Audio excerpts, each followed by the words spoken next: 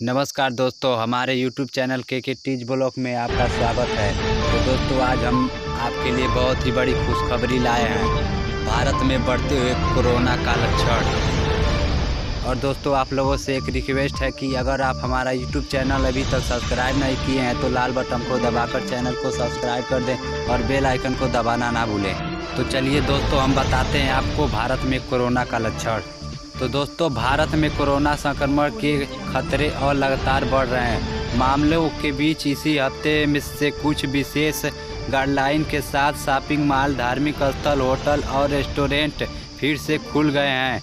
हालांकि कोरोना संक्रमण के मामलों में कोई कमी नहीं आई है। पिछले कुछ दिनों में लगातार 9,000 से ज़्यादा नए मामले सामने आ रहे हैं। भारत में कुल संक्रमितों की संख्या 27,65,083 हो चुकी है। वहीं एक्टिव मरीजों की संख्या 13,36,032 है।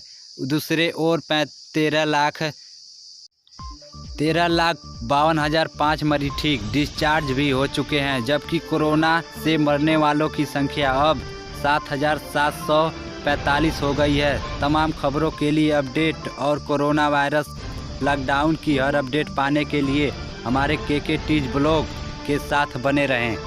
महाराष्ट्र में कोरोना वायरस के 3,254 नए मरीजों की पुष्टि होने के बाद बुधवार को कुल मामले बढ़कर 94,041 हो गए।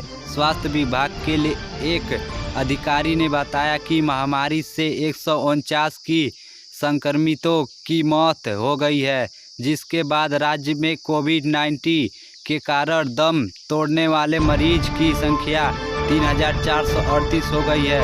वहीं 1,879 मरीजों का इलाज के बाद अस्पतालों में छुट्टी दी गई है। इसी के साथ संक्रमण से ठीक होने वाले रोगियों का आंकड़ा 44,517 हो गया है।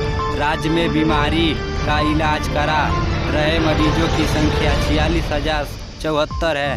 राज्य में अब तक 5,93,784 नमूनों की जांच की गई है।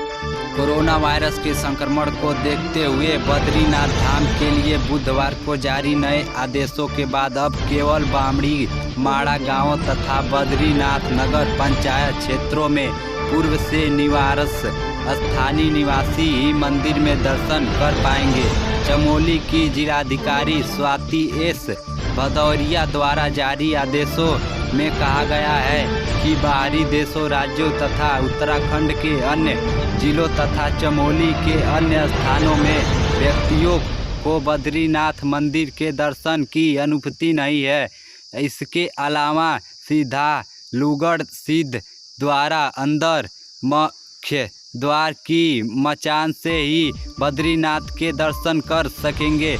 बद्रीनाथ मंदिर में श्रद्धालुओं को दर्शन के लिए टोकन प्राप्त करने होंगे, जो 4 धाम देशवास बोर्ड निःशुल्क उपलब्ध कराया गया। आदेशों में कहा गया है कि 30 जून तक यही व्यवस्था जारी रहेगी। इससे पूर्व कल मंगलवार को 4 धाम देवस्थान प्रबंध बोर्ड द्वारा जारी आदेशों में बद्रीनाथ समेत सभी 4 धामों संबंधित जिलों के स्थानीय श्रद्धालुओं को सीमित संख्या में दर्शन की अनुमति दी गई थी।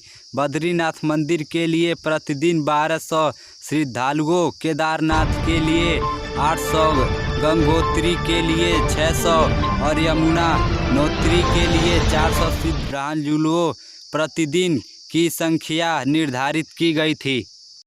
जम्मू कश्मीर में बुधवार को कोविड-19 के 160 नए मामले सामने आए, जिससे केंद्र शासित प्रदेश में कुल संक्रमित लोगों की संख्या 4,507 हो गई। 2 लोगों की मौत के साथ मृतकों की संख्या 51 हो गई है। यह जानकारी अधिकारियों ने दी। अधिकारियों ने बताया, केंद्र शासित प्रदेश में बुधवार को कोरोना वायरस के 161 नए मामले सामने आए। उन्होंने कहा कि इनमें से 46 नए मामले जम्मू कश्मीर में हैं, जबकि 117 मामले कश्मीर क्षेत्र से हैं। अधिकारियों ने बताया कि बुधवार को जो मामले सामने आए उनमें 29 लोग हाल ही में केंद्र शासित प्रदेश में लौटे थे। अधिकारियों ने बताया कि शोपिंग या कुलागाग जिलों में कोविड-19 के मामले अचानक बढ़ोतरी हुई है और दोनों जिलों के संक्रमण के क्रमशः 37 और 28 नए मामले सामने आए हैं। पिछले कुछ दिन से कोरोना वायरस संक्रमण मामले तीव्र वृद्धि होने के बाद केरल में संक्रमण के 65 नए मामले आने के साथ कुल आंकड़ा बढ़कर 2160 पहुंच गया है।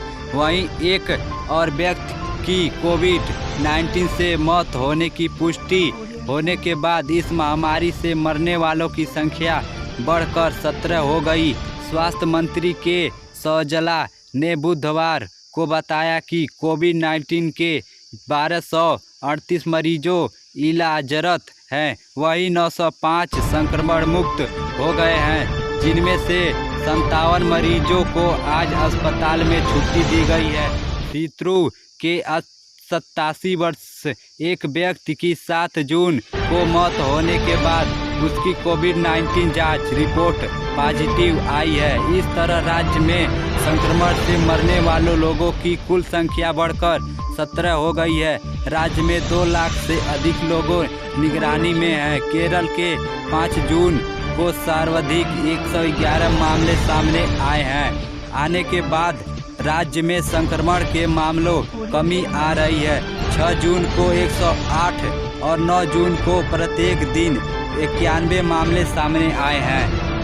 भाजपा उम्मीदवार नबाम रेबिया का अरुणाचल प्रदेश से राज्यसभा के लिए निर्विरोध चुना जाना तय हो गया है। बुधवार को जांच के दौरान उनका नामांकन पत्र सही पाया गया। विधानसभा के एक वरिष्ठ अधिकारी ने यह जानकारी दी। निर्वाचन अधिकारी के हाबुंग ने बताया कि रेबिया इस सीट के लिए एकमात्र उम्मीदवार है और नामांकन वापस लेने के अतीत तिथि 12 जून के बाद उन्होंने निर्वाचित घोषणा कर दिया। चुनाव आयोग के अनुसार मतदान 19 जून को होना है और 22 जून तक चुनाव प्रक्रिया पूरी करनी है। रेबिया 1996 से 2002 तक और फिर 2002 से 2008 तक कांग्रेस सदस्य के रूप में लगातार 2 बार राज्यसभा में राज्य प्रतिनिधित्व कर चुके हैं। पुडुचेरी में मंगलवार को Indira Gandhi government medical college अस्पताल में कोविड-19 से 42 साल के एक बुजुर्ग महिला की मौत हो गई। यह राज्य के संक्रमण से मौत का दूसरा मामला है। महिला तमिलनाडु के विप्लुपुर में रहने वाली एक वह कई अन्य बीमारियों से ग्रसित थी, जिनके इलाज के लिए उसे अस्पताल में भर्ती कराया गया था। स्वास्थ्य मंत्री मालती कृष्ण राव ने कहा कि पिछले 24 घंटे में राज्य में संक्रमित के 12 नए मामले सामने आए हैं। सभी पहले से ही संक्रमित लोगों के लिए संपर्क में आने के लिए संक्रमित हुए हैं। राज्य में संक्रमण के कुल 145 मामले सामने आए हैं, जिनमें से फिलहाल 84 मरीज इलाजरत से जबकि 60 मरीज ठीक होने के बाद अस्पताल से घर जा चुके हैं। अब तक मरीजों की मौत हो चुकी है। स्वास्थ्य मंत्री ने आरोग्य सेतु ऐप के उपयोग पर जोर से दिया, जिसके संक्रमण से स्रोत का पता लगाने के मदद हो सके। उन्होंने लोगों को संक्रमण की रोकथाम हेतु सहयोग करने का आग्रह किया।